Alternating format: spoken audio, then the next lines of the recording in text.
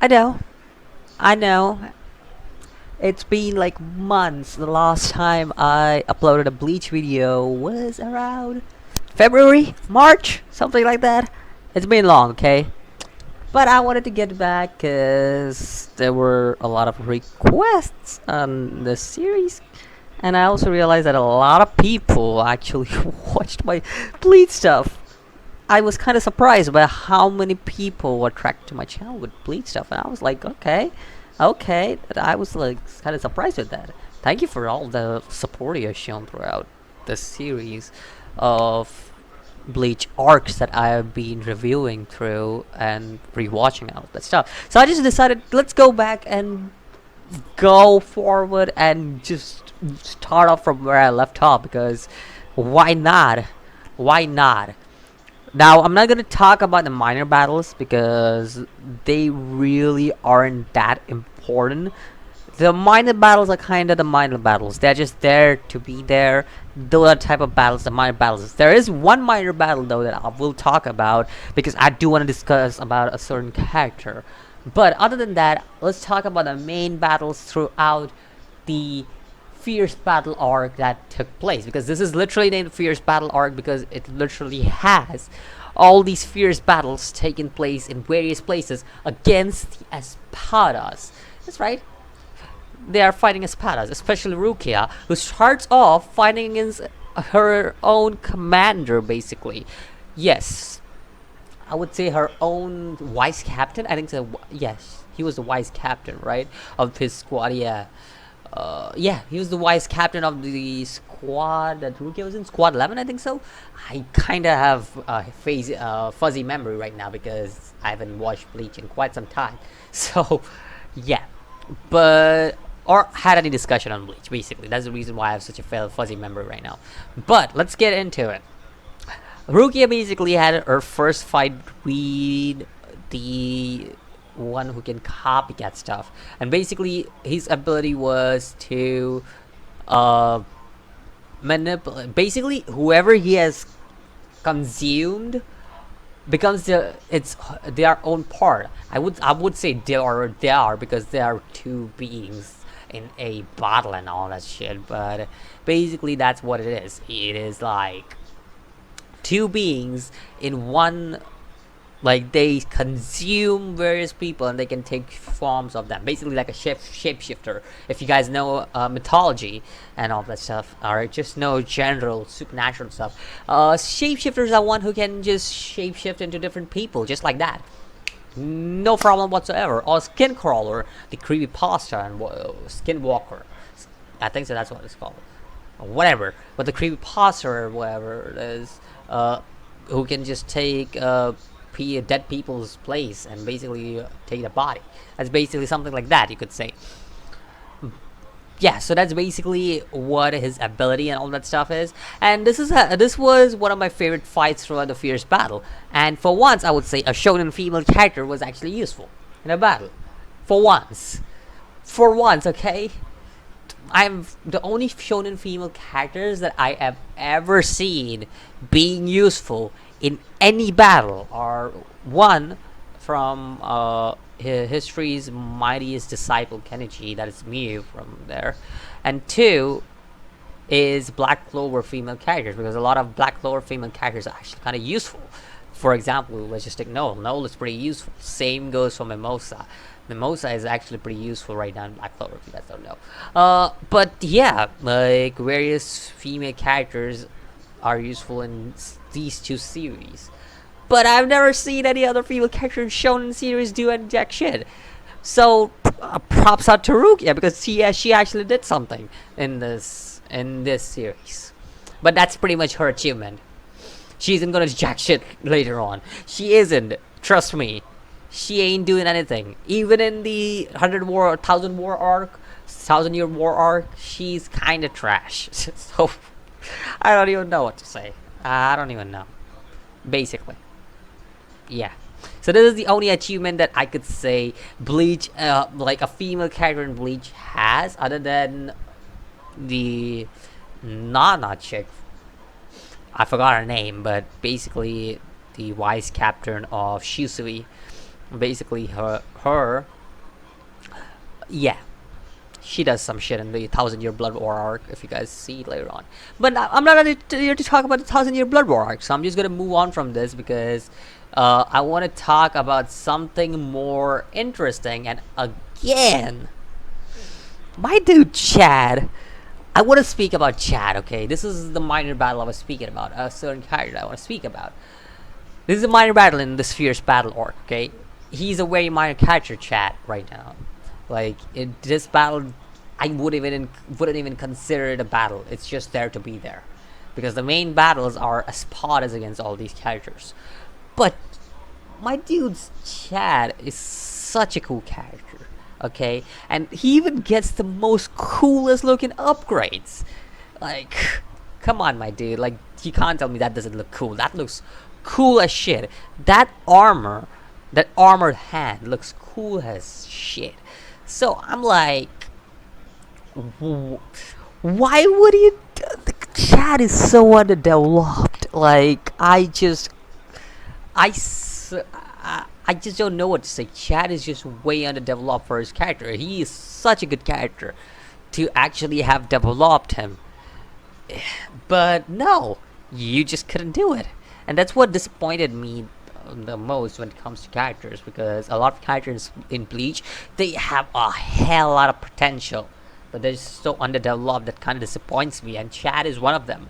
Chad is one of the characters which I just straight up felt disappointment in because of this shit. Because after this part, Chad is of no use. Even in Thousand Year Blood War arc, he does not do jack shit. He's just there to be there after that. And that's what I am disappointed in when it comes to Chad. So, yeah, disappointment's on my peak. So, without any further ado, let's move on to the next thing that I want to talk about. Yes. Yes, you will see the change in quality because I did make a shit brighter here. So, but Renji. Okay, Renji, Uryu, and this guy, Espada number 6, I think so that's what he is. He's Espada number 6, right? No, Espada number 6 is that guy, the crane guy, you know, who uses that shit. I don't know. I forgot what I call him the crane guy. I forgot what the weapon was called, but he has basically that thing. Hellbeard? I don't know. The Hellbeard is something else. I forgot what the hep weapon is called, but you get the point. You get whoever has watched Bleach, you get the point of what I'm talking about. And this is, I think, Espada number 8 or 9. I don't remember what Espada number this guy has. I have forgotten about a lot of stuff, but yeah. And for Uryu and Chad, not Chad, I was about to say Chad again. For Uryu and Renji to deal so much damage, first of all, Renji, he used self-destruct and it was super effective. That's what I would say. Pokemon terms here, but he used self-destruct and it was super effective. This guy went back and he was like, oh frick, what the hell? How did you use that? I'm like, that's Renji for you. He's always reckless. Don't mind him. That's just Renji. He does shit on his own. And then Uryu using his shit, I'm like, yeah, finally Quincy Showtime, all just to be like, yeah, this is just you're no good. I'm still alive. That's basically what happened. Renji self-destructed. Uryu went Quincy ass shit on this guy, and then this guy's like, what? What did you just do to me? You're nothing compared to what I can do. See, I can eat stuff and become stronger. I'm basically more stronger than you, and now I can eat stuff just to heal myself. So what are you gonna do now? I research everything on your plus. I'm like, okay, good sir. Okay, that's all. And plus, he just went back to just change his robe. I'm like, okay, that's a pretty good Espada for you right now. I can say that I actually like this Espada for what he is, because it was fun. Okay, when I saw him do this shit again, I'm like, yeah. For once, I actually felt like an antagonist is antagonizing someone. Like this feels so good. But the way he dies is just horrible. Like, oh,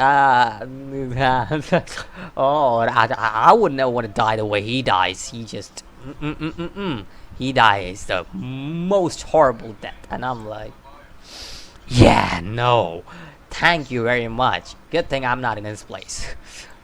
But let's talk about the main fight of this fierce battle arc, and that is Ichigo versus Grimjow. One of the coolest shit. This is up there with Aizen versus Ichigo for me. This fight is straight up so good. It's and for that time, okay, for that time period, it's also well animated, which I will give every props it needs to be given because this fight was so damn good. It straight up won my heart. Again, after so many years, I watched this fight and I was like, damn good. Ichigo vs Grimjow is just one of those fights which you just can't skip. You just can't skip whatsoever because it's just that good. Even though Orihime gives him the power of friendship and all that shit, power of love and all that shit, I don't care about that. Okay, it's still one of the coolest fights. It's still one of the best animated fights of Bleach I've seen, and it's still one of the top tier fights. If you guys ever want to watch Bleach fights, one of the fights I would definitely recommend up there with Byakuya versus Ichigo. Ichigo versus Grimjow, and Ichigo versus Aizen. That's basically three of the fights I would recommend. Which right now, I will not talk about Ichigo versus Aizen because I want to talk about it at the finale. Like not a finale. It wouldn't be the finale because there are like 2 arcs left after that. So yeah, but I want to talk about Ichigo versus Aizen when the time comes out. But if you want to compare this fight, it's basically as good as Ichigo vs Byakuya, which is one of my favorite fights in the series, or Ichigo vs Kenpachi, which is one of the fights which is uncomparable. Like it's one of the most incomparable fights that I have ever seen in Bleach, and that's why I say Ichigo vs Grimjow is just so good. And one of the big things right now, you're looking at it. The moment Ichigo catches, okay, this I didn't do this for this right now.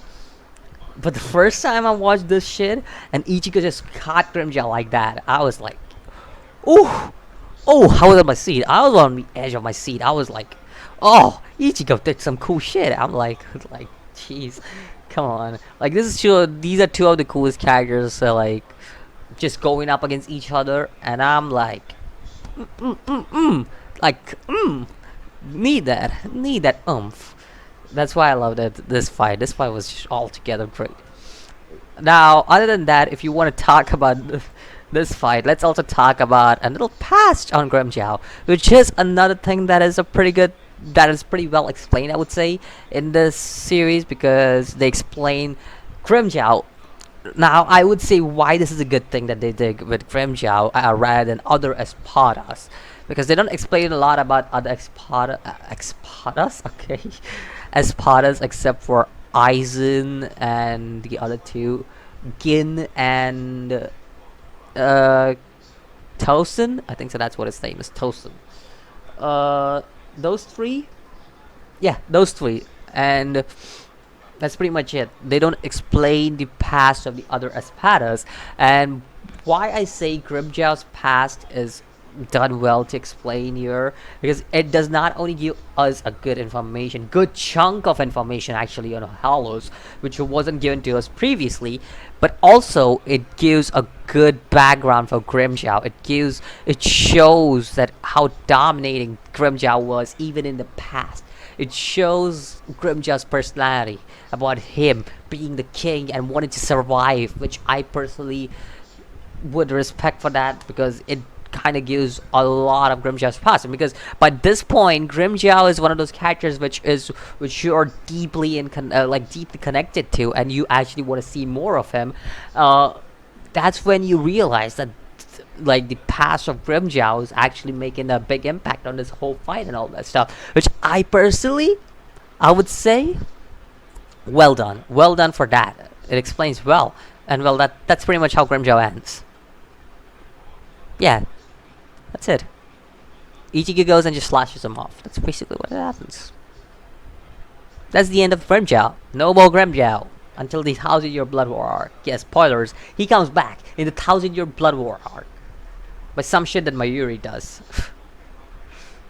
But yeah, that's pretty much it for this episode of Bleach. Like, there aren't many episodes in the Fierce Battle Arc. There are like 16 episodes. That's the reason why you didn't see a long video, like for 30 to 40 minutes, because I do make 30 to 40 minutes videos for some of the arcs, because some of the arcs actually do take that long, and they take like what? I think so. They take like 30 to 40 episodes sometimes. Like the Bound Herc took like 45 episodes or something, and the Rukia Rescue arc took 40 episodes or something like that. I don't remember that, but yeah, Bleach takes up a lot of arc. Like especially the fillers take up a lot of arc. But anyways, let me know, what do you think about the Fierce Battle arc? What do you think about the three major battles that happen in this arc? One of the battles is not finished yet, by the way, which I will continue in the next review that I do. I don't know, maybe 4 to 5 months later. I'm being sarcastic, by the way. I actually have restarted watching Bleach, so I'm definitely gonna make more reviews on it. Okay, you're definitely gonna see regular review. I can't promise it being a weekly thing, maybe monthly, one video monthly on Bleach. Maybe I can do that, but other than that, I can't promise much. Also, speaking of that, let me know something that I want you guys to answer me, since a lot of you guys are Bleach fans. So I would like you guys to answer me. Do you guys want me to even review the Bleach movies? Because through what I remember, I have only watched like few of the Bleach movies. I've not watched each and every of Bleach movies, okay? I may be a Bleach fan, but I haven't watched each of the movies. That's basically it. I watched Hellverse. I watched Faded Memories. I think that's what it's called. I watched Rebellion of the Sword or something like that. It's called something like that. I've still watched that. I watched that. Is there any other I watched? I don't remember. I watched the one with Toshiro in it. I don't remember what it was called. Is it called? I think it's called the Rebellion one. I think so, that's what it was called. But yeah, there are a good chunk of movies that I've watched in Bleach. But still, there are movies that I haven't watched in Bleach. So yeah, let me know if you guys want me to review movies as well for Bleach, because I can do that too. I can do that once I complete the main series. So yeah, I'll leave you guys to that. Until that, peace.